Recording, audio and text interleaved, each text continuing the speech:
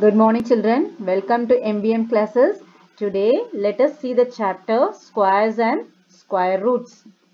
Before going into the chapter, you know how to find the area of a square? Yes. When the side of the square is 3 units, you find the area of the square by side into side, which is equal to 3 into 3, which is equal to 9 squared units. From this, can you identify the definition of a square? So, a square is a number that is obtained on multiplying a number by itself. It is represented by a power in which the exponent is always 2. For example, you have 10 square over here. 2 you call it as exponent and 10 you call it as base. Now, let us see how to find the square of other numbers. Suppose if you are given these numbers, suppose 1 to 10, you can find the square of these numbers just by multiplying this number by itself. 1 into 1 is 1, 2 into 2 is 4, 3 into 3 is 9. This process goes on and 10 into 10 is equal to 100. From this, can you identify the properties of a square numbers? Yes. All these square numbers are ending with 1, 4, 6, 5, 9 and even number of zeros. So, we can conclude the numbers which are ending with 2, 3, 7 or 8 at the unit place cannot be a perfect square number. Suppose if you are given some numbers and you are asked to find whether it is a perfect square or not, just check. First you check all these numbers which are ending with 2, 3, 7 and 8. You can eliminate those numbers and apply the rule for perfect square number and find out the answer very easily. Now tell me, are 23, 77, 58 and 92 are perfect squares? No. These numbers are ending with 2, 3, 8 and 7. So these numbers are not perfect squares. So moving on to the third property. If a number ends with 1 or 9 in the unit place, its square ends with 1 in its units place. So this is a number and this is a square number. Suppose if you are having a number ending with 9, the square number is ending with 1. Similarly, if you are having a number ending with 1, the square number is also ending with 1. So only it is said a number ends with 1 or 9 in its units place. Its square ends in 1 in its units place. Next property, if a number ends with 3 or 7 in its units place. So you are able to observe here this number is ending with 3 and 13 again ending with 3, 7 ending with 7 and 17 is ending with 7. So the resultant number will always have 9 in its units place.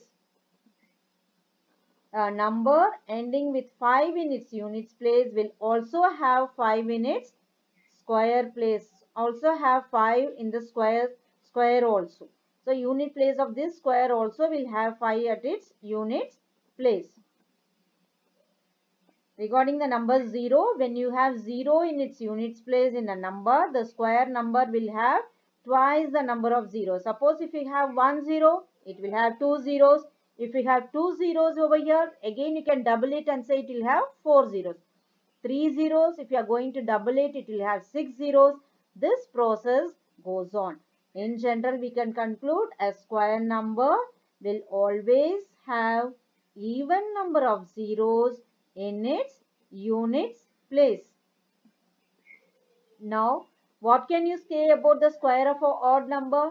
The square of an odd number will always be an odd and the square of an even number will always be an even number. For every natural number n, the difference of squares of two consecutive natural numbers is equal to their sum.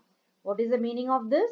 Suppose if you are having two consecutive numbers over here, 17 and 16 are consecutive, and you want to find the difference of their squares. You square them and find their difference. But this process is very tedious.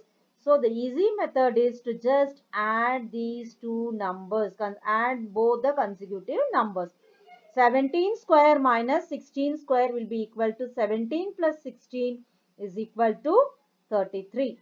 If you are going to observe this 10 square minus 9 square, the answer will be just 10 plus 9 equal to 90. So this process goes on. So whenever you are given the difference of squares of the consecutive numbers, just you add both the numbers. Next, for every natural number n, the square of n is equal to the sum of first n natural numbers. That is, if you want to find 1 square, you will have only one number. If you want to find 2 square, there will be two numbers. 2 square is equal to 4. But if you are going to consider add two odd numbers, it will be equal to 1 plus 3, which is also equal to 4. This is a short trick actually. Suppose if we have 3 square, square is equal to 9. How many odd numbers I have to add over here? I have to add the first three odd numbers, that is 1 plus 3 plus 5.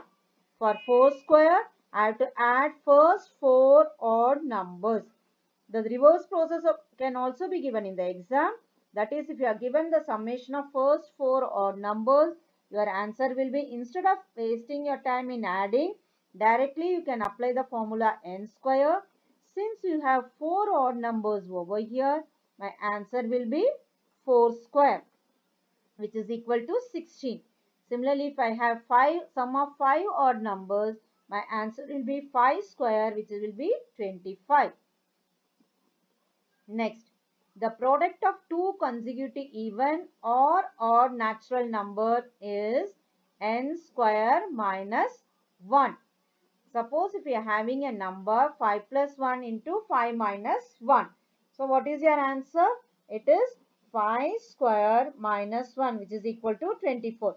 This is nothing but the product of two consecutive even or odd numbers. Here you are having 5 plus 1 as 6 and 5 minus 1 as 4. So it is the product of two consecutive even or odd numbers. 4 is one even number and 6 is one even number. So they are consecutive even numbers. So in order to find this product, just you have to square the first number, that is 5, and subtract minus 1 from that, you will be getting the answer. So my answer will be 5 square minus 1, which is equal to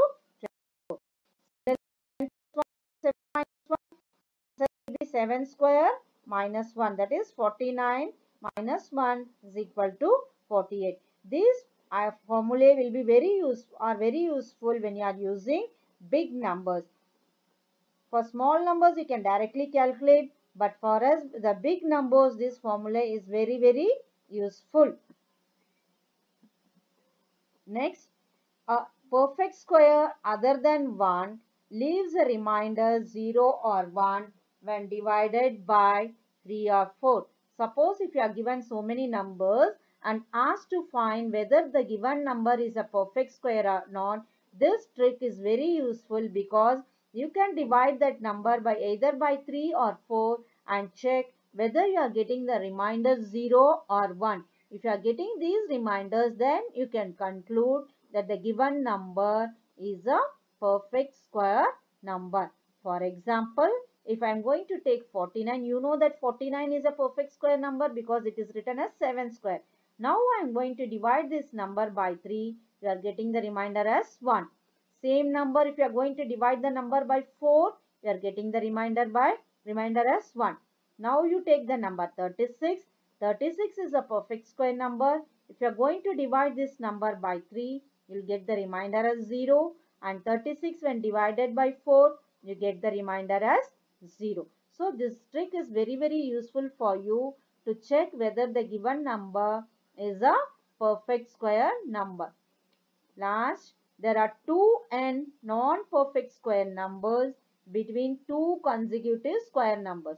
Suppose if I had two square numbers 18 square and 19 square, and you are asked to find the non-perfect square numbers between these two numbers, it's very simple. Just you multiply 2 with the first number. That is 2 into 18 is equal to 36. Similarly, 65 square and 66 square. How many non-perfect squares or numbers are there in between these two? 130 numbers. It's very useful when you have big numbers like this. Directly I can multiply 2 into 65, which is equal to 130. So 70 square and 71 square, you can directly multiply by 2. That is 2 into 70, which is equal to 140 numbers.